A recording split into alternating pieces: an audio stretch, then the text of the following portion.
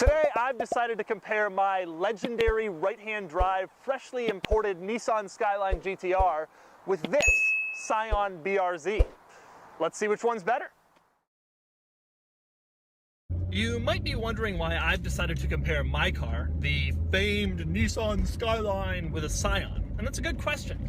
But there's a simple answer. When you really think about it, these cars are a lot more similar than you first realize. They're both sporty Japanese coupes. They're both about the same size. They both have two normal-sized front seats and two normal-sized back seats, if you're a water bottle. And here's the real kicker. They both cost the same. That means if you bought this, you could have bought this. Did you make a mistake? Let's find out. In terms of technology, the Subaru FRS has some serious benefits over the Skyline. For example, side curtain airbags. There are no side airbags in this thing.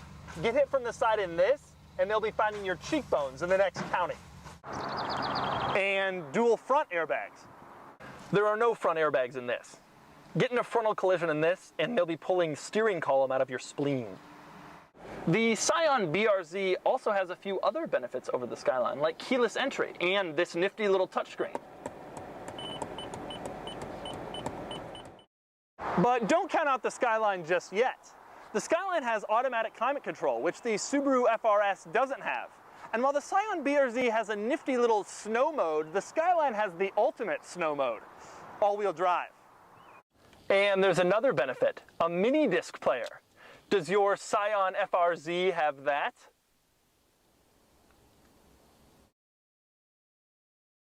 Of course, when it comes to comparing the Skyline GTR to the Scion BRS, you probably want to know more about driving experience than technology. So which one drives better? The answer is by far the Skyline.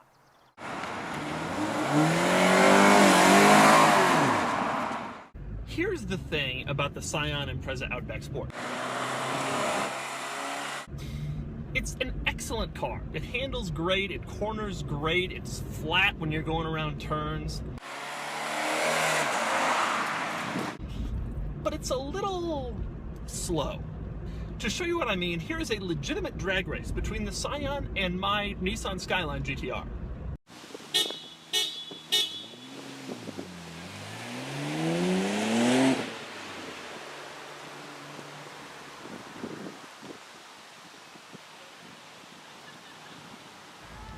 The thing is, the Subaru XB only has 200 horsepower, but it's not just that.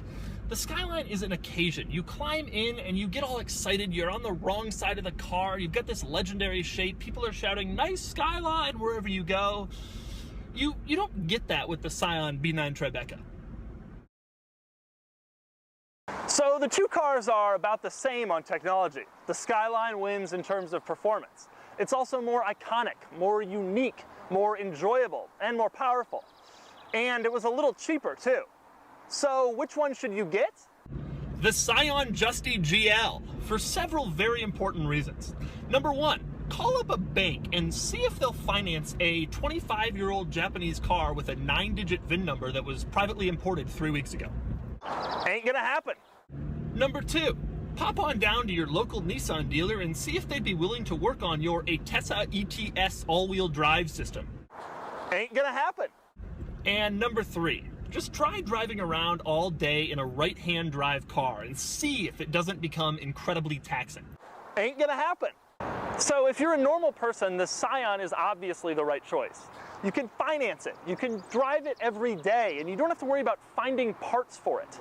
But when you're driving along in your Scion and you happen to see a Skyline on the road,